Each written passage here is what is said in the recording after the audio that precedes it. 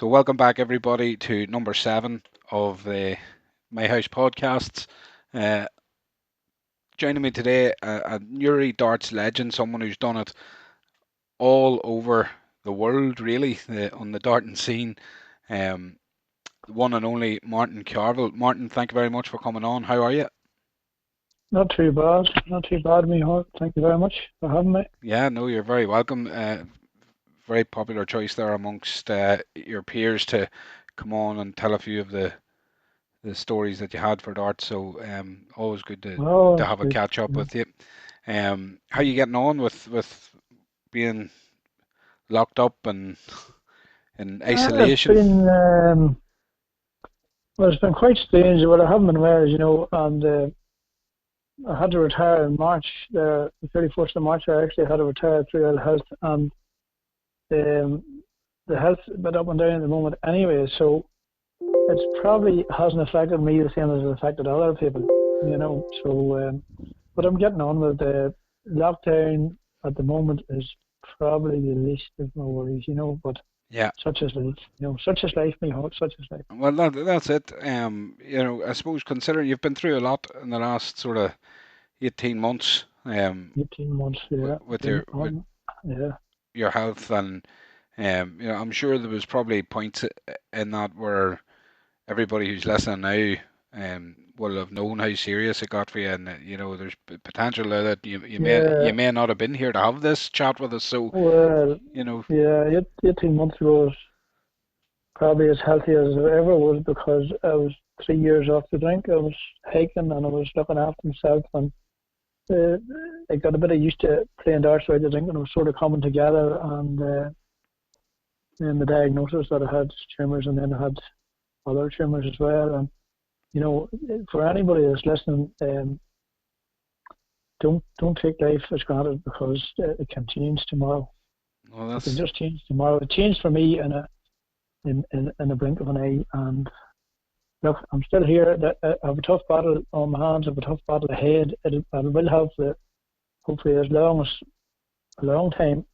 But I've jumped a lot of hurdles in my life, and this is another hurdle that I will jump.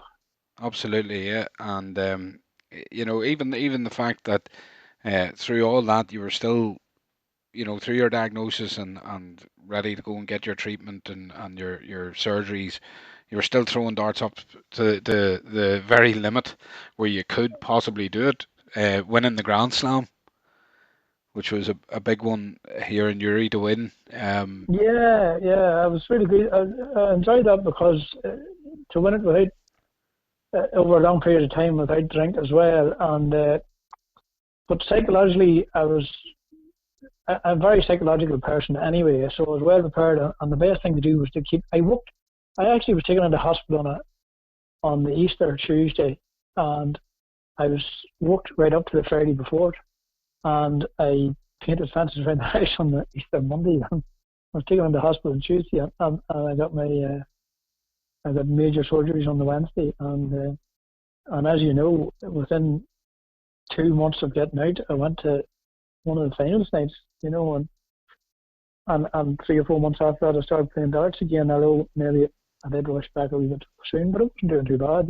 No, you're doing extra well, and obviously as you know, you mentioned something there, which has always been interesting to me, and I've mentioned it to a few lads, as we've been having these chats going forward about the change in, I suppose the change in atmosphere, the change in attitude some people have towards darts and alcohol, and Yeah, you were one of the first people to sort of really embrace that at locally. a level locally to kind of Yeah, yeah, say, I don't want to be drinking when I'm throwing darts and I want to do yeah, it sober. And you had spent some time with assured hypnotherapy, I think, is that right?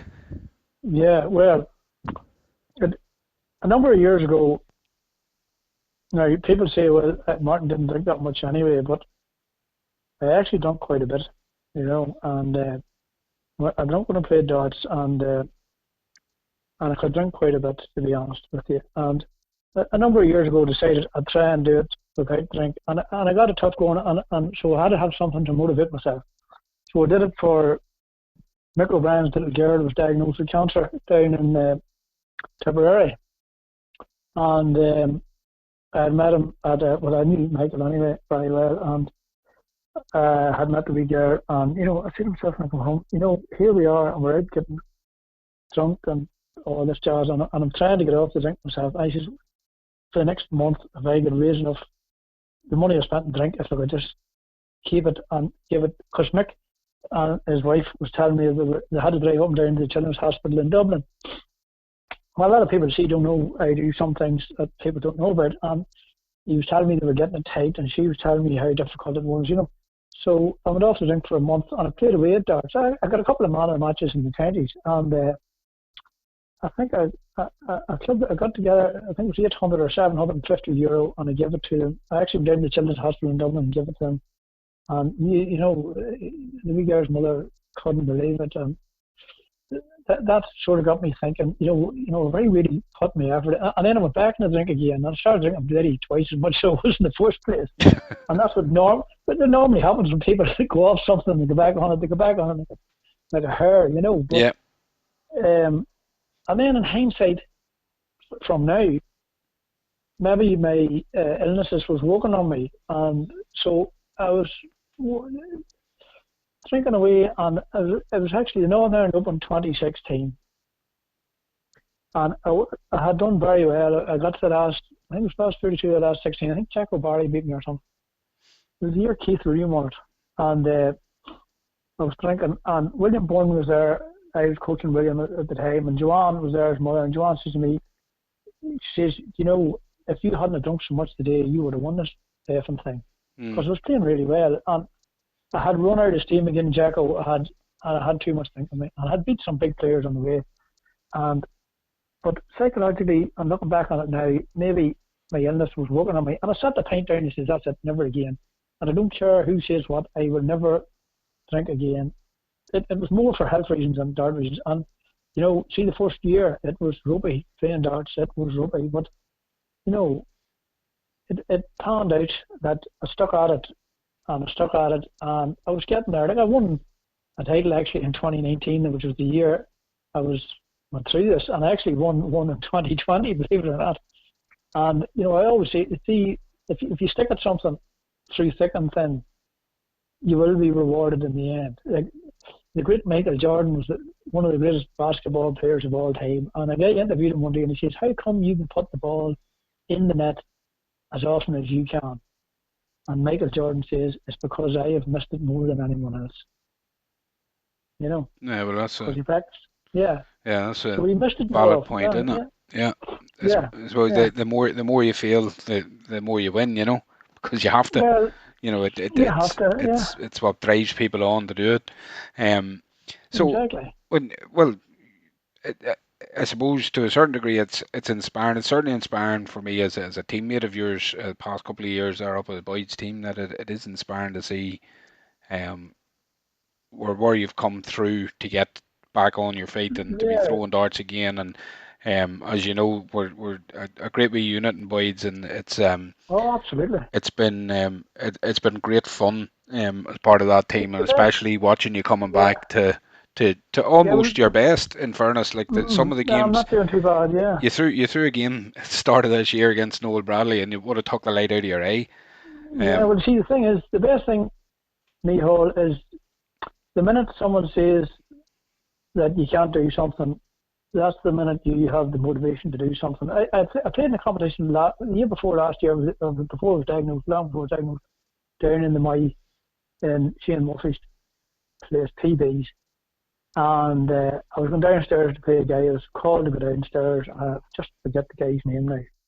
And I went downstairs and I played him. And I beat him 4-0, and I did 12, 15, 15, 12. And which is an average of about 106 or something. And I was coming, and your man shook my hand after, and he says, F you anyway, he says, I thought you would have finished. I says, what do you mean? He says, when the draw came out, the boys up at the table says, he's not the player he was since he went off the drink. And he looked at me and he says, I wouldn't like to see you when you were in the drink. And I says, well, I tell you, I'm a better player now than I was when I drank. So it And was motivation. Yeah, and to be fair, I suppose it's like anything else. It takes adjustment to get to where you are. You know, Absolutely. like Yeah. it's a long process and it's a difficult process, but there is more and more people Willpower. doing it now. Yeah. Well, it's, yeah, you need tremendous willpower, and if there's a lot of drink involved, but the way things are now, if you do any of the circuits now, there's no drink allowed in your place. But if you went into Europe, Michal, now I played a lot of darts in Europe, but in Holland specifically, say the Dutch Open used to be in Veldhoven, and I don't know where it is now. I haven't been at the latest place it was, but I went to three or four in Veldhoven and a couple of other places in Holland, and they have the dartboards. They have usually a lot of dartboards, maybe 128, but they have dartboards in these big rooms, maybe 32 dartboards in a room or whatever. And there's no alcohol in any of those rooms. You have to go to a completely different part of the building for your alcohol. And there's two guys standing in the door, and you don't get to drink out through that door.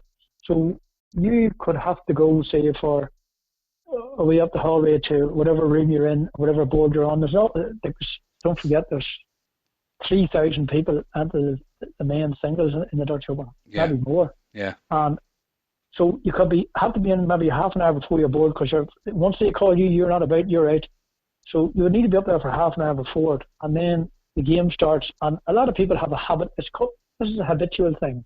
When people have a habit of turning around and taking a sip in between drinks, so you could be up there nearly an hour, and you would have no drink near you. So you're well prepared for if you're not a drinker. You're well prepared for tournaments like that. They're better than someone nowadays that is prepared for a drink, that needs a drink behind, that needs to drink all the time when they're playing darts. So it works in your benefit like that. I'll tell you a wee story now, a wee short one. I know you like to hear those stories. It was the World Masters one year. I played Vincent van der Meer. I was lucky enough to get to the last day of the World Masters on several occasions. And back in them days, they only put the last eight on TV or the last 16. Well, this is the last 32, but I think it was the last 64. And you weren't allowed to drink, but they still allowed drinks up around the tables at the back of the boards. hmm But they had a barrier behind it, and I had took a drink during the practice. You're allowed, say, 12 or 15 practice. And Vince van der Meer, a cheeky brat that he says to me, no drink, sir. I says, the game's not started, so I'll not be drinking. mm. And I had her 9 darts or so, and I took a few sips, and his girlfriend was standing behind him, and a load of Dutch ones. And the Irish guys and the Northern boys were standing behind because I think I was the only one left on it. And he said to me again, you drink, you're out. And I looked at him, I says, if and game's not started yet, I says, so I'll not be drinking. So as soon as the game started, that was it. But it went to two sets all, and it went to the last leg actually. And when I went for the ball, he hit a 25, I went for the ball and I hit a ball, and I turned around and come back. And when the wee skitter drinking, the wee skitter had a vodka in his hand after threatening to get me put out. And his girlfriend, what his girlfriend did? She coped the table and he sat the drink down and he said, oh, water, water. And a couple of the boys started saying, water, me bloody arse. Yeah, And his girlfriend coped the table over the body and all the drink spilled on the floor, which meant the evidence was gone. couldn't check it. But I bet the wee skitter anyway, so it didn't matter. But it goes to show that it prepares you for when you're not a drinker. Then you've got and you're playing well. You have a wee bit of an advantage there. You know what I mean? Yeah, just as you're mentioning the table, and I want to bring you back to the local dart scene, which you've done it all at the local dart scene level. You've probably been Yeah. on the finals night stage more often than most. You've Yeah. you know Oh, I have. Yeah. countless trophies, Premier Leagues, Tom Hockeys, um, you know Yeah. everything that's been available to you over the years. Uh, Yeah. uh, Well, I've played singles and pairs. I've played 10 finals. I've played in 11 Hockey Cup finals. the, the, No, the- I've played more. I've won 11 Tom Hockeys. I've probably lost about four or five. So you're probably in around 20 times. that's it's some. It's it's a massive legacy to have. Um, when you mentioned the table there, a couple of things kind of flooded back to my memory. I was talking with Gary McGinn last week and we had a good chat, and we're, we're, Yeah. we were having a bit of crack about Mickey Donnelly and Mickey's mysterious ways, and I refuse to answer any questions on me. but I'm only joking. I was just thinking, obviously you've seen it all. Like you've seen Jimmy Little in his prime, Yeah, doing what yeah. Jimmy Team Little Jimmy, does. Sh- I Sean have indeed. Sean McMurray, who if Sean McMurray could find a problem, uh, he would find it, and if he couldn't, he would make one up He would with create one. the with the throw. Like I suppose from well, let's take it back. Where did you originally kick into the dart scene in Uri? How did you get into it? In Newry. Yeah, well, I played a long time before I come to Newry. Yeah, Um, were, so were I you played, part of the South Down League, being from yeah, down around yeah, those parts? yeah. I kicked off in the South End League in the Glen Barn, Mustapha. Right. And there's not many boys about from them days now. Well, Jerome White still plays for one of the Chatty Women's clubs. Jerome was a legend in the South End League. And you know, a lot of it, I love the longevity of dart players. I love dart players that have been around a long time. And the only thing about it is they are the legacy of darts, the backbone of Newry darts at the minute. And once we go, I don't know who's going to take our places. You know, it's all televised now, and they're more interested in watching darts than playing darts. But I signed for the Glen Bar, and Christy McCartan was on the Glen Bar team along with me. We signed the same year. Me and Christy's born in the same year, and Christy still plays for Claphmore. He does. And Kieran Sloan played for Alocohol B at the time. Alocohol B was better than Alocohol A. And he plays for Claphmore as well. And then a couple of, Thomas Coulter played for Grants and Sean Poland played for Grants. And we're all still playing. I love to see when I see them boys. That's for me lights up my night whenever I go to them boys, because we have been about so long, and I know them guys are all local players, but it means as much to them to play local as it means for me to play abroad. Of course, yeah, It, yeah. it's how you feel yourself. But I come on the Newry scene. Um, I met my wife Patricia, who's Kieran and Jerry Matthews' sister, and then when I went out to see Patricia all the time, I would have practiced with Kieran. Right. And Kieran says to me, now Kieran was a pretty hot player then. This was the early 80s. He was a hot player then. Hmm. And we used to practice out in his kitchen. It was savage stuff, savage altogether. And the only time Kieran met me would have been way back in the days. There was a thing going, and see, this is where we're lost out now, because it doesn't happen all the time. There was an interleague used to go. So Newry would have their own team, South Down would have their own team, East Down would have their own team, Yeah.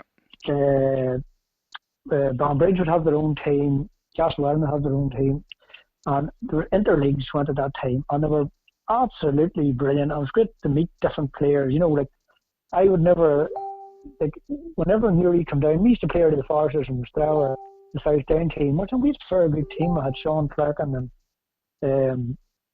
myself and Lewis McNally and Martin Ray and Jerome White and the Cat Clark and all. They were good team, but Newry used to come down, and Newry were like we were like Blythe Spartans playing Manchester United. Yeah. Yeah. Newry would come in with Jim Parks, and you would read about these boys in Newry Reporter every week. Southdown had a wee page down the bottom corner. You needed a magnifying glass to see it, and Newry had maybe 2 pages, and because it was a really big league then. And you had Alan Copeland and Jim Parks and Kieran Matthews and Jerry Madigan and Kevin Woods and Paddy Rogers and Tucker McCabe and all these boys, Bernie McCabe, and they're walking through the door. And for us in them days, these guys were like superstars Yeah. for us. And Kieran had only met me there. I remember I drew Dominic O'Brien one time. They could have been 79. It could have been 79. I was very young at the time. And the Cat Clark, who was Sean Clark, and some people remember him and some won't, but Sean was a fantastic dart player. He went to Wales and he played. I'll tell you a story about that later on, but he went to Wales and he played with the best. He played with the best, the Leighton Reeves and Alan Evans and all them guys. And Sean called me, I know Dominic O'Brien. Slow him down, slow him down. And if you slow him down, you'll beat him. I says, right, that's there. And then don't forget, now that's 79, I was only 17. I says, right, that's okay. So I was shaking like a bloody leaf and I had about 14 pints in me, you know. Back in the drinking days. Back in the drinking days. For God's sake, it was over before it started. No matter what it did, I could have hit him in the side of the head with a grip and he still would have hammered me 5-4 or whatever he did. But then I met Patricia and I practiced with Kieran, and it was the early 80s. Kieran says, look, you fancy playing for Hillbillies? And this was, again, like me from nowhere playing the flight down to play for the Hillbillies. And I asked a couple of boys down home, Lewis McNally, and a couple of our boys. Lewis was a very good friend of mine and still is. And they said, go for it. Go for it. You're young. And I was playing Salvage Arts then, and Kieran knew that. Because I was practicing with Kieran. I was practicing with Kieran 2 nights a week. And then back in the day again, all summer, they used to play for a roast. In McGinty's, they play for a roast, and the Plough, they play for coming up to Christmas for November, December, on a Sunday night, they'd play for a turkey. And I would play them competitions, and I would have won a few of them, and all these boys nearly were saying, who is this fella? And Kieran said, oh, that's the fella goes all Patricia and all. So I signed for the Hillbillies then, and that's how I got into Newry. I was 82, I think, or so. And that's how I got, and I tell you, Newry Darts was on the crest of a wave then. You know, the best players in Ireland played in Newry and wanted to play in Newry. And for me, like we had 2 sets of shorts, but a set of red shorts, Martin Shield sponsored because he was a down man. Yeah. But Paddy McGinty was an Armagh man, and he wouldn't hear tell you that. He wanted orange and black shorts for Armagh. So with two sets of shorts, we're the only team to ever have 2 sets of shorts back in them days, you know. And we had managers. We had 3 managers. We had Norman McCutcheon, Jackie Rowland, and Tommy Matthews, Lord of Mercy, which was Kieran's father. And then boys, they run the raffles, they pick the team, and they run fundraising for the team. And that, it was a real professional, even though it was a real professional outfit in them days, you know. And the Gaelic was the same, you know. Yeah. The Gaelic bar, and then don't forget you had 2 other fantastic teams in Nummies and Largus, Park Hill, and the Village Inn in Camera. I told you, there's no bad teams there, you know.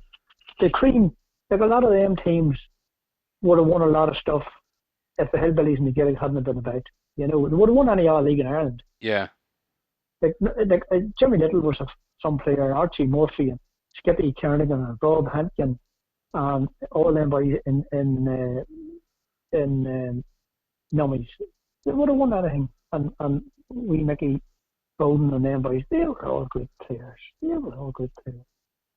Top, yeah. Those Hillbillies just happened to be the cream of the crop at the time. When we were talking with Tucker, he had said that there wasn't so much a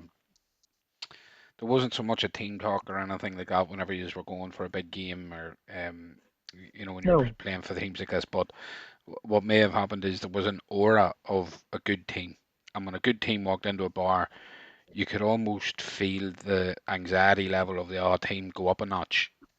Just because they were looking around and who they were seeing, you know, like even now, if I was to pick a select, right, for talk's sake, and you know, complete hypotheticals, but say the likes of Slanty or somebody or whoever came and said, look, we want a charity game, and can you pick a select, you know, 12 aside, and I turn around and say, yeah, sure, I'd pick a select, and you know, like even now you could rattle off names. You could yourself, Tommy McCartney, you know, even the likes of Tucker, Paddy Kearney. In my opinion, somebody who, if he stuck at darts, like he 100% should be the next superstar in around the Newry League if he's stuck at darts, which he never will because he's a fantastic athlete and sportsman. Is young Gareth Kilgallen. Correct. You know. You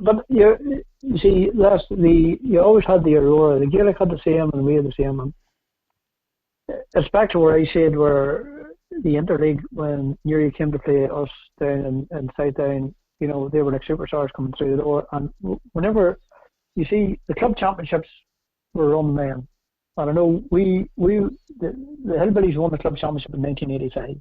Mm. Or runners up in 1986, but I had there was a family death and I didn't make the 86. We actually got the thing. But people now, they won the Newry League and they went to the finals. When you won the Newry League, you weren't in the finals of the Players' Championship. You weren't in the final of the Club Championship. Yeah. You were. The Northern Ireland Open was run in areas, and once you won, are you still there? Yeah. Yeah. I'm listening. My phone blipped. Once you won your league, all the league winners in Area 7, we had 9 leagues. Now, don't forget, Bridge League had a fierce players and the David Carey and them boys. So then you had to go in to play them. So you had to win Area 7 then. But you had to win Newry first. Then you had to win Area 7 before you went to the grand finals, which were normally in Larne. Yeah. So, but we would have went to them, say we went to play in, say, South Down or champions or the Kilkenny champions or the East Down champions or Dunblane champions. But we would have had shorts on. We were one of the few teams way back in the early 80s. And we always wore jeans, and we always bloody wore jeans anyway, but we all wore jeans and red shorts. And you see, when the Hillbillies walked through the door, and don't forget, we had players in our team that were winning, that could win national titles. Yeah. It was just full of players that could win. Jim Parks, Alan Copeland, Kieran Matthews, Jerry Matthews, myself, Annie Francie McDonald, them boys, and even players that are not synonymous with Hillbillies nowadays, Pete Murray and and there Tommy McCarter was there. They could have won any title anywhere. And once you walk through the door and you all dress in red, well, you were about 2-0 up before you threw it. Yeah. And there's not really that aura about teams now. Certainly not. And maybe it's a bit of a sting that people just have different priorities. There's a lot more happening in the world now, right? And I'm not talking about COVID-19 or the lockdowns or anything like that, but when I'm talking specifically about darts, there's so much happening in the world in general. There's so many things to do. There's so Yeah, many, distractions. Yeah. there's so many distractions. Whereas back then, like darts would have been a key focus for everybody in that team. Well, not Darts was their passion. darts. Yeah, and it was a social event then as well. And Of course. sure, I have my eldest fella, Gavin. He's 23 now. He started off playing junior darts, and he was really, really good. He played even in the Northern Ireland Open when it come to Newry at the start, and I think he got the quarter-final, semi-final of youth, and he was very young at that time. But still, there's too many distractions. These indoor games and all now, or these, PlayStations and stuff like that. And we did try to get a youth thing off the ground. Newry did try to. Sean was actually had a big say in it, and Liam had a big say in it. We tried to get it going. We were down there myself. We tried to get it going in Happy Hub for a while, but it faded out because young lads, as you say, there's different things in life nowadays, and Gareth Kilgallen is probably the most talented youth player. But he's probably going to come out. He's probably not a youth now anyway, but he's a great footballer as well. And you have to be realistic as well, Michal. If you say that, like a player, as I see the young lads, that ask me, well, I'm going to make money playing darts. I say, you're not going to make money playing darts. Say, darts is going a long time now, and there's only about 20 players in the world that can say that they can make money playing darts. Yeah. I don't care who they are. And I had this discussion with Shane Barry on many of them occasions, and he is the exception. Yeah. And with his mother and his father, and Keane, I was lucky enough to come out on top, and Keane has beat me a few times since as well, and I beat him last year actually, but the year before. But I think Keane, it's tough going there, but Keane is the exception. You have Killian Heflin in there as well, playing in the World Youth Final, and if they're playing it hard, things are very. It's a very darts is the thing between winning and losing at darts is a millimetre. Yeah. And you know what yourself, you could Oh, I skin do. the wire double tops to beat a fella, and he could come in and beat you. And the, there's not a lot in it. And then there's a lot of other sports that's more intriguing and more interest to younger people nowadays.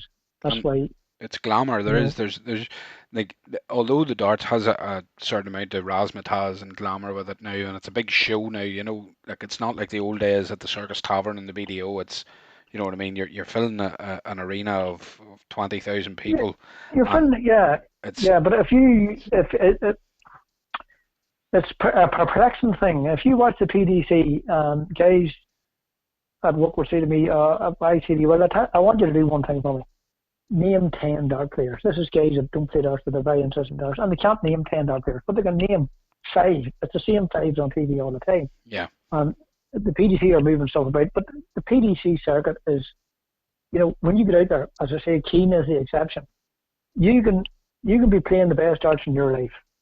You can be playing the best darts in your life, and you can get absolutely pulverized in a year. And it can, the guys that play in the PDC circuit, and there's, say, Paul Dillon, locally, Paul Dillon, I'll tell you a story about Paul shortly, but Paul, unbelievable dart player in his time. Ray Campbell was out of there not too long ago, and Ray will tell you the same. You can be in the best of, and you can meet some skitter that's in the fucking best of his form as well. Mm, And, you know, I remember Packer Woods, the first year he qualified, come through Q school, and Packer Woods was making a lakeside every year. yeah. And he said to me, "Oh, I'm going to make some go now, MC. I've got through, I've got my tour card." And I says, "Well, sure, give it a go anyway." And in that first year, and this is all about luck, and Paul and Ray and them boys will tell you about luck as well. Uh, Packer did the circuit he did nearly the full circuit for the year, Hmm. and he drew Phil Taylor in the first round 7 times. So yeah, It's just you know, you heard of the luck of the you draw, might like, as but there's well, the unluck of the draw, like. yes. Well, there's so many players championships, but he drew Phil Taylor 7 times in the first year, in the first round. You might as well have fired the outside the window. Yeah. So it's that's what luck can do. And then another guy can get a handy board and maybe get a couple of pound get up. But uh, and I explained this to William's mother, Joanne, that William had was talking about, and see, William came through the same system as Keane and Yeah, the Killian Heffron the and youth them boys with system down there. Yeah, yeah. Brilliant system, the by the meet. way. Well, Joanne set the youth meet system up there, and Amy was in it, and I explained it to them all. I say, it looks good, but when you get out there, it's goddamn hard work. Yeah, yeah, it's tough. And it's, I suppose, like, for those who throw, like myself, right, who haven't, I never have the ambition of becoming a professional dart thrower. Just don't have that ambition, right? And Yeah, it's almost a weight off your shoulders to a certain degree, yes, because when I go to like a big competition somewhere or whatever, and I see certain people, and I'll give an example, someone like Kevin Burness, um, yeah, who is still pumping his knees and still trying hard to do a circuit and yeah, to make money yeah. off it, and And and Kevin not getting it easy. and even Mickey Mansell there, who is a good friend of ours through the Newry City Open and a good Yeah, supporter of it. Like these Mickey's a guys, very good friend of mine. these I talk guys to would, Mickey regular. yeah, they would say to you, the minute you're starting to look for a check, you start enjoying it less. Correct. You And need to that's a give big, up. big thing, isn't it? Like, if you have to give up your work, if Yeah, you have to put your family at risk potentially, your home, all of that for the love of this game that we all love it, yeah. but there's a limited risk that people should be willing to take with it. And as you say, the likes of Keane Barry, who is an exception to the rule, because He's an exception. Yeah, Keane is in my opinion, a future star of the game. He's he got is. he's got Yeah, it, and that's just yeah. it. He just has it for He has it. Yeah, yeah. He has from it. such a Yeah. young age. He's had the ability to go into senior competitions and beat all around him. And yes, of course, he had to learn and he had to mature, but he's doing that and he's You done need that. the luck as well, Michal. You need the luck as well, Of and course you do. Yeah. Kings make, and you need to make your own luck as well. Like a couple of years ago, Mickey was for giving up the PDC and just playing maybe BDO or whatever he was going to do, Yeah. he got, and he probably, you're talking about your ambitions is not, you still have the will to win locally, but you have no ambitions to do anything in as regards being a professional dart player. Yeah, And Mickey, that probably got into Mickey's head then, and all of a sudden he goes and he wins the Players' Championship, which he couldn't do for all the time, and he beat the best players in the world. He beat the Indian Lewis in the final, correct. and Yeah. that catapulted him back up again, and he's still going, and hopefully he'll still go for another while, Yeah, well, in fairness, I firmly believe it's a mixture of desire and necessity when it comes to that. I think Mickey knew in in his own Yeah, mind yeah, he either had the desire to stick at it, or he didn't. yeah. You know, Well, the thing about the PDC, well, it's different now. They've gone to their Players' Championship for free to enter if you've a tier track. yeah, But back in the day, you paid 125 quid every tournament, and there's two every weekend. yeah, That's 250 quid before you open the front door per to pay week. your flight or your hotel or anything. Yeah. Correct. Yeah, yeah. And that was most weeks. And that was only Players' Championship tournaments. There's other ones as well. I I did both. Uh, I did a bit of the PDC and I did the BDO, but I never would use. I says whenever I have to go into my own money, I don't mean my own money. I mean I would never put myself in debt to play darts. Never, never. I use sponsorship or my winnings, and thank God over the years I wanted a good money to keep me going. And I haven't given this coast up again. I've just hit another hurdle, and I speak to the boys across the water regular, and you know, this is another hurdle. This my illness at the moment is just a hurdle for me, and I hope I can get up and enjoy life, and that's what it's all about now. Oh, well, there's no doubt that you will. Um, so Because your attitude's right, and so everybody else's should be the same. They should be out. You find when you enjoy something more, that you end up more doing it more massively, consciously. yeah, Yeah, massively for me. Darts is a release for me from everyday life. That's how I treat it. I treat it as great. I'm I'm Yeah, that's good. I'm going to Boyd's or to the Clockmore Inn or the Trainers or wherever, and Yeah, I'm gonna meet up with lads I haven't seen in a while. I'm gonna have a bit of crack with them, and yeah. You played Savage Stars there a couple of months ago. I see you hit three 180s in one game, yeah, but so you're not doing too bad. no, that's it. But I suppose it's about trying to. For me personally, it was always about just trying to relax and enjoy it. And when I can Well, relax and enjoy darts, I'm fantastic at it. When I'm putting myself under pressure to be better than my form is showing, right? Because I'm not saying better than I am, because at the end of the day, on our A game, each of us have a game which can compete with 100%. anybody. Yeah. So it's being better than the form that you're showing. So everybody goes through Uh, purple patches and everybody goes yeah. through Oh, bad patches. disappointment patches. So Yeah. it's about trying to understand how your You, form is and what you're doing in that form to change it then. you need to you need to enjoy it. I said the only time I quit darts if I can't play, if I have to do it, if I can't play it through health or some other reason, or the other reason would be if I don't enjoy it, then I will stop playing darts. But don't get me wrong, way back in the 90s and probably later than that. Mickey Dorn used to say, "Oh, geez, if MC's bit, he's going to take the door off the hinges." But that was a different sort of not enjoying it. Yeah, and listen, you wouldn't be alone in that. There's No. many men follow suit. There's Kieran Gallagher who Oh, would Kieran's all right. he would he would break stems in more darts than most people. Uh, I would. Justy McKevitt has probably taken more hinges off doors than I'd like to Yeah. count. Yeah, He falls out with the odd chair as well. he does, he does fall out with the odd stool or chair, yeah. Even myself and yourself have been known to have a moment, but listen, that's the passion. That's the passion that's built into us with arts. Um, so I wanna just touch base on another couple of things, because I know obviously we've mentioned a few people there in passing, but um, so you get into a Newry League and you've thrown for years in top teams, right? And uh, like personally speaking, from my memories of throwing darts, Martin Carvill has always been thrown in teams at the top of the league, right? Be it first, second, whatever it is, they're teams that are Yeah, competing for leagues, right? yeah. In doing that, um, so that you did that for long many years. You've said countless titles. Um, Yeah, you then took a brief hiatus and you threw I darts did. in the Newry Area League. Yeah, Now there was slightly controversial circumstances in the I suppose the adorning of that league and how it came about, which in fairness we have addressed on these podcasts where people yeah, came yeah, and give their views on it. But yeah. wanted to touch base with you on was two things. So the first thing was what was it like throwing in that league in terms of they were throwing pairs and singles in one night, as far as I'm aware, is that right? So you would There, yeah. their format The was night slightly different. their format was different, but Banbridge do the same.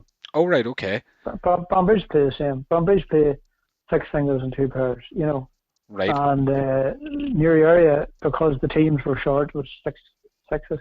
Let's say there's six to say. There's four singles and two pairs, something like that. right, But no, it was good, and it was each. I'm a dart man through and through, yeah, and the people that decided that they wanted to go down that route, that was fair enough. I don't want to fall out with anyone over it. And Sean got heavily involved in it, and I got heavily involved in it. And a lot of there's some fantastic. Terry Muirhead was there, and um, a lot of good players. And they asked me would I come on board, and I said, look, I'd be delighted, but we should all need to sit down. But look, whatever way the waters parted, that was it. And I said, look, I'll give you, well, I'll play for 2 years, and it was my loyalty to Sean. I said, Sean, I'll do 2 years, and if we can make something out of it, and then see if we can get the waters back together again, then we'll do it. y- And that's what I did. I gave it 2 years, yeah, and it was my decision then just to come back here. Things weren't developing the way that I hoped they might have developed, and that was it. Sure, there's no harm done as long as people still enjoy themselves. yeah. As Oh, long as and absolutely, that yeah. that league's still, there's still some head of dart players, It's and yeah, it's that I actually went last year during the summer in recovery. The play wee tournament there during the summer, and I didn't go to the Newry ones. I went to a few, but with the way I am at the moment, they were a bit late for me. And I yeah, went to them, and the standard was there was a great standard there. yeah, no, But absolutely. There's a brilliant stand. Like if you consider the throwers that have been thrown in it, yourself, the Mirrorheads, Keith Riddle, these people are Mervyn, phenomenal Keith dart Riddle, throwers. Mervyn Honeyman. uh, Um, it's and I didn't leave under bad circumstances. Whenever I left, I said, look, we tell you lads, I said I'd give you 2 years and give me 2 years, and they're still the same players now as they were when I left. They're still the same persons. yeah, You know, the only thing about it is there's a bit of travelling to do, yeah, and the way darts has moved now, you try to do as less travelling as possible. as possible. But Yeah, and well, they're certainly they're at still local doing a good levels. job. Oh, They're still doing a good job. they've done a fair job in maintaining their league, and I suppose Oh yeah, credit to them. They made a decision, they stuck with it. I don't really have a horse in that race, but what I would say is that it would be my desire, personally speaking, I would love for and again, like 8 years ago or nine, whatever it is that I started throwing darts, sort of competitively. Terry Muirhead and Desi Muirhead were like uh two of the top lads about, and huh, like savage throwers. I would love to see their great quality if they're players. if they're still Yeah, throwing and they're still as competitive yeah, as they were. I'd love to see them, um, and Keith yeah. Riddle and those Look, guys all in one league because we're missing out of on course. talent in our own league. Yeah, well, We're missing look, out on talent there. they have their own issues or whatever it may be, and look, I'm not getting involved in that. All I like to see is players playing darts. That's all I want to see. Yeah, I know it's fair, and I suppose we're lucky in a sense that we do have other things going there. Like we have the Summer League, which is open to everybody. We have the Newry City Open, Yeah, which is open to everybody, and there's opportunities there for there's choice. You bridges can to be play, built if they want it. And as you and say, yeah, there's choice. yeah, absolutely. If you don't want to throw in one league, if you're not happy with how things are going, then by Yeah, all means you can make your decision to throw differently. So. or you can play in both leagues. Not in the oh Move maybe on, move on. maybe you can not in the same night. I don't know. I don't know that. I'd need to check the handbook on that. I'm sure Liam Bradley will. hear this all back, and I'll get a text. It'll Ah, be Liam's a good lad. rule 7.241. You know, you cannot throw at a quarter past nine if Liam tells you you can't or something silly like that. But so moving on with that, the standard in the league that you're throwing on at the minute in the Newry League, Yeah, obviously, like there are different times, like we said, different focuses, right? So yeah, in the late 80s, early 90s, like I've grown up in a house where I hear the names and the stories, right? As you know, when my own yeah. father tell me, you know, Dominic Matthews, um, Tom or O'Brien. Dominic Uh, O'Brien, Kieran Matthews, as the top two guys in his eyes, top two guys, yeah, and learned a lot off them, going yeah. double, quickest way out to try and put the man off behind you, all these Double, types double. of things, Yeah, yeah. Um, uh, the quality that's in the league now, different. Um, my opinion is that the quality is still there. It's just more spread out. What are your thoughts on that? Yeah, but you see, right, through the 80s and the 90s, our league wasn't opened. So it was a closed league, right? It was closed to, say, a Hmm. 10-mile radius. Yeah, So you weren't waiting on players to come from far distances or whatever. They were near. Like you take example of the Hillbillies and the Gaelic. Well, the Hillbillies team, um, there was it was 10 aside in them days and 11 aside in the cup. So the exceptions of Pete Murray and Francie McDonald and Alan Copeland lived in Greenfield Park. All of the other players lived in either Barcroft or Rwanda, you know. yeah, yeah, And so, and it was 7 o'clock, quarter past seven. The dedication of that, but then with no other, as you said earlier on, with no other distractions, but and there's no mobile phone or on in them days. Like yeah, Jerry Rice would have called me at 7 o'clock, and if I wasn't ready at 7 o'clock, I would have put a stone through the window. yeah, But yeah, yeah, we were all in, and it was a dedication there. And you see, local players played together all the time. And we practiced together all the time, and the standard was brilliant there. Like we had if you went into the Gaelic bar, you had Tucker and Jerry Madigan there, and Kevin Woods and Brenton Woods and Robbie Martin and Stephen McCrank was there before he passed away. And if you didn't do a game in under, $20 was a bad game, but mostly in around 18s, and under, and you got the 12s and 13s as well, yeah, but you wouldn't have won a game.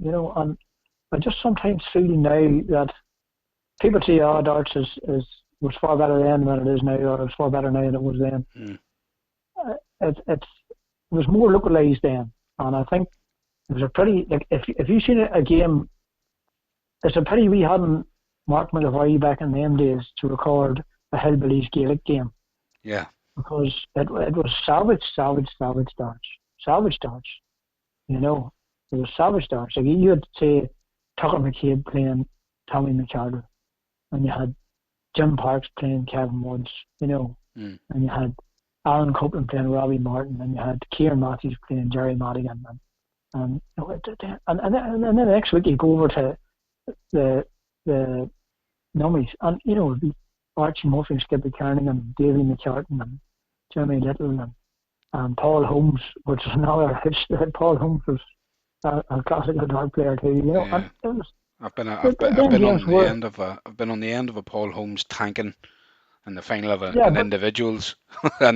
yeah, I know but I'll Paul. tell you, I'll be honest, and I'll hold my hand up, and I'll be honest and say it's six of one and half a dozen the other. Because we played Drummond Heath there shortly after Christmas, Yeah, and it was as good a darts as I've seen it. I think it must be counted the 180 for 11 or something. I, I think there was I had two and you had three. Well, there was five, so yeah, it was and something like 11 or Mickey 12 White hit a 180s, and couple, and Mickey Morgan hit some, and it was a savage game of yeah, darts. Yeah, really, really. And yeah. I think in our And game, Tommy had one as well or two, but I think for myself a and game, Damien Kilgallen hit five in 5 legs. So I think he you he did. had two and I had three, and in 5 legs, Yeah, but you see, and that's eight aside and 12 180s. yeah, You know, big, big, big that's stuff. And brilliant game of darts, by the way. And fair play to them Drummond lads. They've been brilliant this year. What a game of darts but that was.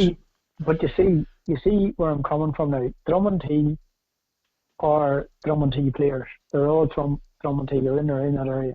So that That's, if you go out to Mayo Bridge, yeah, they're all Mayo Bridge players. that's right. Where if you come back in towards the town, then we tend to take players from out of town because we have what you were talking about early on, the mentality that we have to win the league.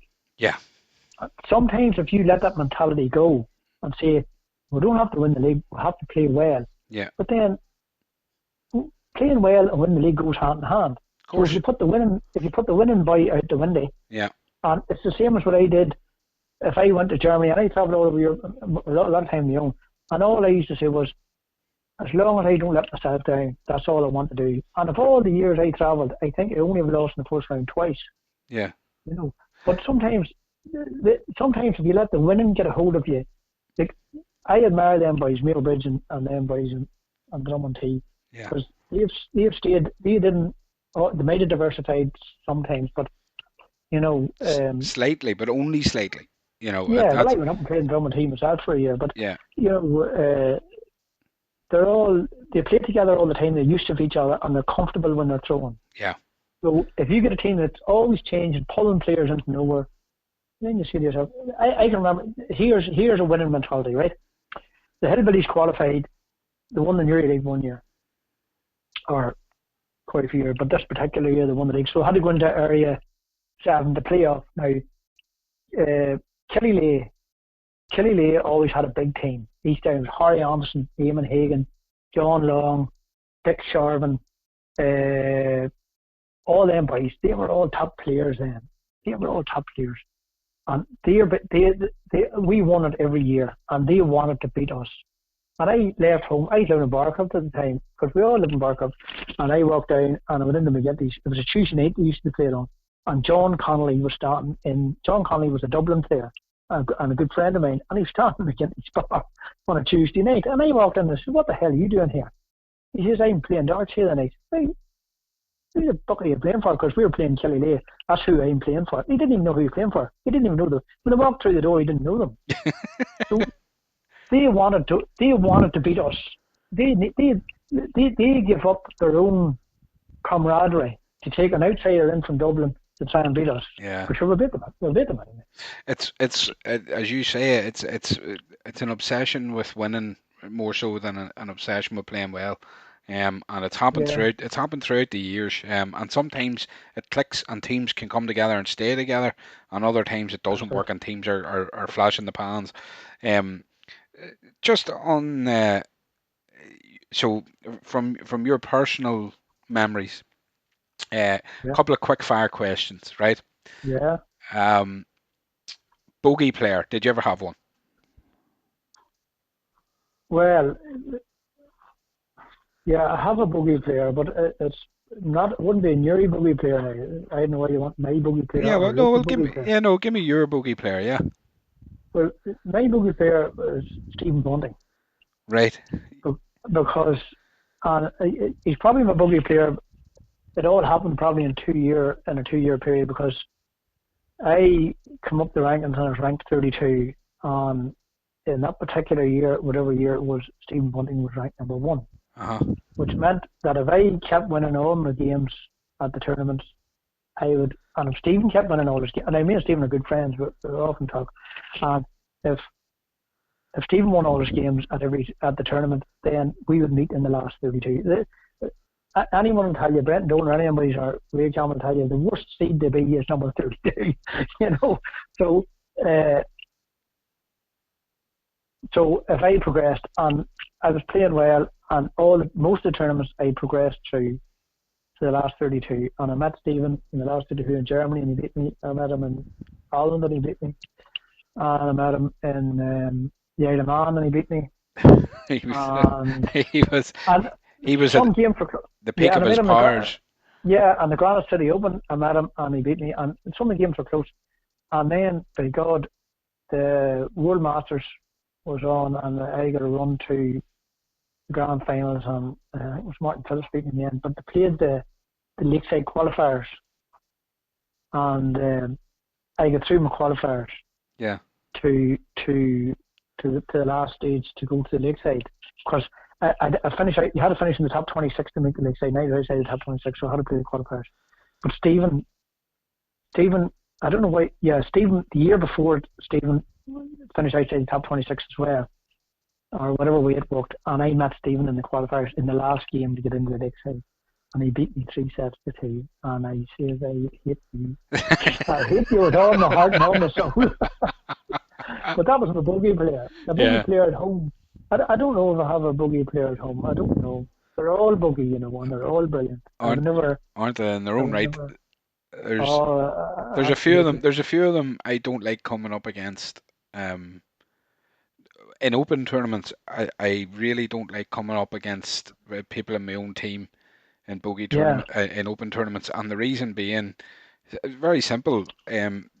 I'm soft, and I always have been soft, and it's very rare I would have got to maybe certainly more rare now with the kids, but when it was getting to away days, I learned a very harsh lesson going to Canningstown one Christmas with the crew from Boyd's. Canningstown, Yeah, yeah, yeah. and I've won it a few times. we drove to Canningstown, and the crack was it was the Beverly Hillbillies going down the road, you know yourself. Oh, I'd Just say the so. crack was Oh, mighty, and we all landed in the venue, and all the pints were flowing. The crack was mighty. There was Christmas jumper parties landing in and out of the pub. It was brilliant, brilliant day's crack. And then we all entered anyway, and the draw was made, and I drew Justy McCavitt, and he slapped me 3-0.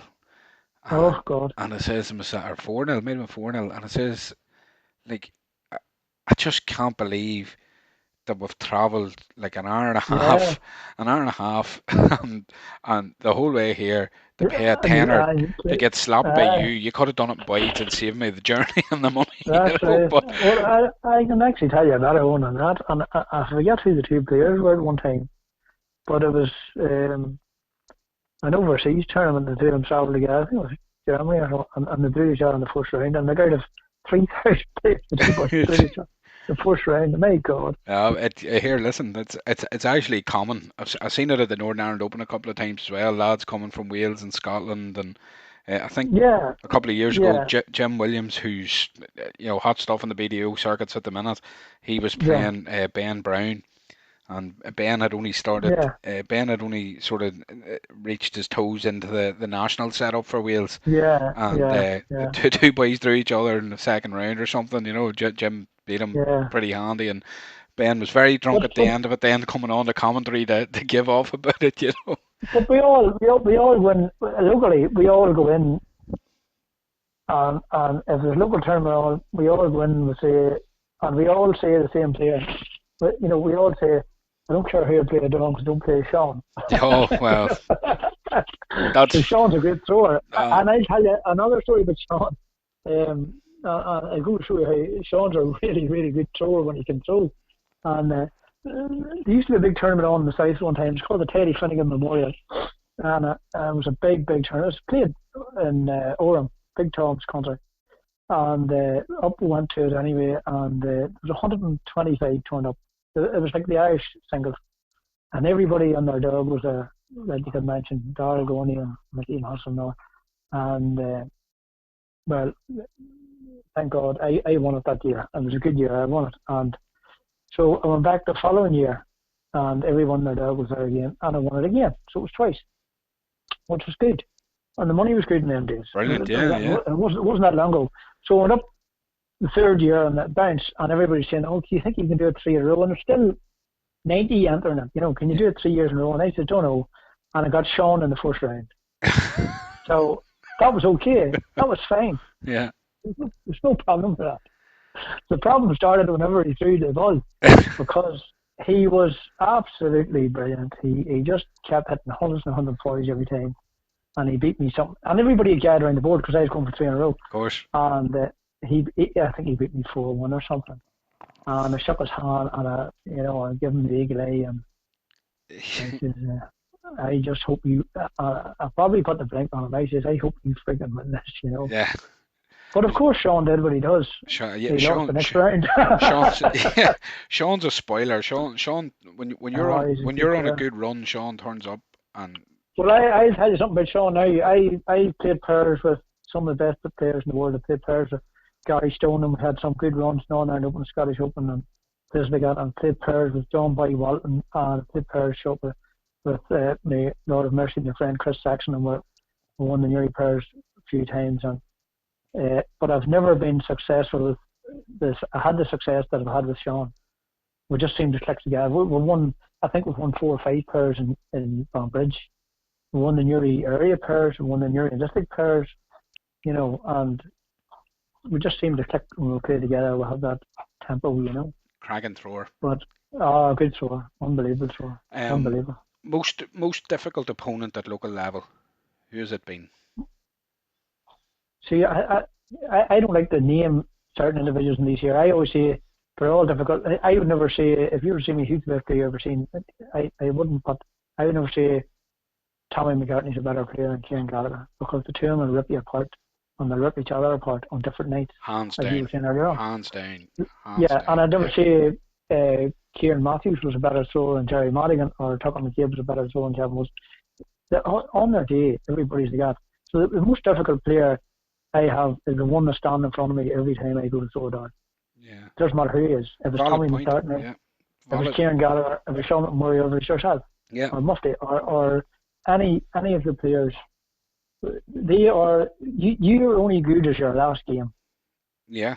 That's you're only as good as your last game. Very, You know. very, very true. Yeah. Um, with the whole lockdown thing, there's been a bit of online darts. Have you ventured into it at all, or? No, well, I've been asked to do a couple across the water. I've been asked to do a few here. Actually, Kieran Gallagher phoned me last week and asked me to do it. But I'll tell you, the way my health is at the minute, I could be fine now, and in 3 hours I mightn't fit the throw darts. And Yeah. for that reason, I'm not doing it. Yeah. But Well, look, you got to look after I yourself actually, first. I'll be honest with you, I haven't thrown a dart for a while because um, sort of things went wrong there for a couple of weeks. But thankfully, yesterday and today it's a big week for us because I put 2 pound of weight on this week, and that's a bit of A lift for you. um, yeah, it's a bit of a celebration. Absolutely, yeah. The way No, things are. absolutely. And listen, at the end of the day, you know more about this than anybody. Your health's your wealth, and that's just the reality. Yeah, So darts will always come a firm second to looking after yeah. yourself. Oh yeah, but Um, I so go ahead, Michal. no, well, I was just going to say I had one last thing to ask you, and it was basically about the Newry League. Um, so obviously you've been back thrown in the Newry League now a number of years. Yeah, In the Newry and District League rather than Newry Area League. yeah, Is yeah. there anything about it that you would change or that you would suggest to improve on, or like a lot of people say, I'll give you an example. A lot of guys when they're saying they don't like the split in the Premier League, or they would rather Yeah, well, I haven't. move the Yeah, one I haven't leg. seen how that works yet. But Yeah, I the Tom Hockey should be left an open door because of the. It's been going for years, and it gives the smaller teams that bit of a chance. yeah, The work on. I think it shouldn't be a placed team. I don't mind the leagues being placed, yeah. and in all leagues. But then again, you have this problem in all leagues. They should start that wee bit earlier. They need to start that wee bit earlier. You don't want to be playing darts after 12 o'clock at night on a Friday night, Yeah. especially say players. Okay, a lot of local guys. That's their cake, and they want to eat it. That's grand. But Hmm. say guys that are working on a Saturday, or say like Tommy there is a bricklayer, or Kieran probably does gardens or something on Saturdays, and they don't want to play darts in all hours of the night. If we started, see, I played in England, Hmm. and you would if the games aren't started at 8:30, they just don't take place, Right. Okay. and they just don't take place. It's 8:30 or nothing. If you go to a Super League game, if you go to a Super League game, you're home for 10:30. Doesn't matter where it is, you're Yeah. home for 10:30. And I'll go back to I'm running out. I forget what I was saying there, but yeah, I know what I was saying now. There's a big competition in Raphael Club, I think it was in Yorkshire one time. It was on before the World Masters, and we were flying over. I had won the singles in Northern Ireland to get over the World Master singles, and so they had predicted the flights that I was getting. And Dean Stanley, who's a really good friend of mine, says there's a competition on in I think it's Rathwell Club, whatever it's called there in Yorkshire, and he says, will you be able to? I'll get somebody to lift you to the airport, and you can come there, and then we'll get somebody to take you up to. I think the Masters will hold out there. Yeah. I says that's grand. He says it starts at 8 o'clock. I says that's okay. He says I'm not there till later because my flight's not out to 7 or Right. half 7. He says that's okay. So he says somebody will pick us up at the airport, and I was leaving here to go to the airport, and Dean was down phone me. He says, "Are you at the airport?" And I hadn't left the house. He says, "Where are you?" He says, "I'm in the club." You know, that's how dedicated them boys are. Yeah. Yeah. Yeah. And we were the same. You know, when I lived in Mustaver, when I first started playing for Hillbillies, and I used to come home from work, and I was on the half 6 bus to Newry. You know, I was only home from work maybe at half 5 or 6. I was on the bus at half 6. People don't realise what. You know, now, don't take us the wrong way. A whole lot of people were critical of me down through the years. Oh, Martin says and Martin says, whatever. But I put an awful lot of effort in the dark that people don't know. Mm. And I would have got the bus to Newry at half 6, even though I was only home at 6. In them days, there was no mobile phones. And I might have got a lift regular sometimes as well. But to get home, I had to stand in the Pint Road to someone left home to Mustaver again. Yeah. Hail of rain or snow at maybe 1 o'clock in the morning. Uh-huh. Because taxis were nowhere about, and you couldn't have took a phone out of your pocket and phone to type. Yeah. And we did that there. In them days, I travelled all over Europe playing darts, mostly on my own. Sometimes Silver come with me, sometimes Ivan come with me. But I travelled in places on my own. And I remember Jack McKenna, a legend of Irish darts. And people remember when Paul Lim did the $9, he was playing Jack McKenna in the World Championships. And Jack McKenna used to bus it all over Ireland to play darts. And Jack didn't drink or smoke. He never drank or smoked, actually. And you know, that's the effort that's put in. And some people say they run you down, but they don't know really how much effort and time that you put into playing darts on your chosen sport. It doesn't matter whether it's darts, it could be anything else, you know. Yeah. The It doesn't dedication. matter what it is. The Dedication. dedication gets lost sometimes in, and like there, we all know, like in any sport and anything, and it literally is anything. It's not even just sport, but it's in any Oh, walk. it's not It's any in sport. any walk of life where people who don't get up and do have a certain amount of animosity to those that do get up and do. Right. Well, Like I'll put it like this. I had my critics and I had my critics that say, you know, oh, MC's not doing it on tour, even though I could get into the top 30 in the world. And but I couldn't do full tours financially. I just couldn't do it. I tried to get sponsorships and I tried to get into World Champs. And but a fellow was one person was critical of me, and he says, "You're not," and I says, "Well, I'll tell you what. Say, seeing as you're so good, I'll give you the money to do it next year, and you do it. Say, and see how you get on." yeah. And he never answered. Well, like I said, there's doers and there's talkers, that's the Yeah. reality, and But it's about enjoying darts, enjoying your life. If you want to, if you want to go and play in the PDC darts, or you want to go to Q School, you want to, off you go and do it. As long as you're happy, as long as you wants to be critical of you, let them be critical. Look at the dart players in this town. If see us that's playing darts for a long time, say the likes of, you know, and I remember Tommy McCartney starting to play darts, and he signed to the Gaelic, poached him, you know. yeah, And if anybody was a decent player in them days, they poached him. And Mickey Doan, we poached Mickey Doan out of Mullabahan, yeah, you know. And if you rate, if I was sitting down with Tucker now, and we were to write down 40 players over the last 30 years in Newry, no 40 players in any other part of the country, England or Ireland, would beat them 40 players. Newry had the best, yeah. you know. A, And a that's why lost sometimes a lost I think, talent, maybe a lost group of well, players, that. sometimes I think opening the radius up and having some players. See, if you had a team where a player was getting on regular, and then outsiders come into that team, and that player doesn't get on regular, even though he's a good and he could have good potential, Yeah, then you drift down to a Division Two team or a lower league team, Hmm. and then before you know it, he's drifted out of darts altogether, Yeah. and that's a player lost. And Yeah. then the guy that you had travelling like, all over the place, taking teams, and then only stay for a couple of years. Like I think I had a conversation with Liam one year, the year he opened it, and I said, Liam, look, I can take 4 players from Dublin and 4 players from Belfast, and I can win the New York League every year without losing a game. Yeah. That's potential. The potential is there. I wouldn't do it. I certainly wouldn't do it. But that is the potential of doing that has. Yeah. And like, that's what happened. And it's not the real issue. You're still one of the best leagues. It is one of the best leagues in the country. Yeah.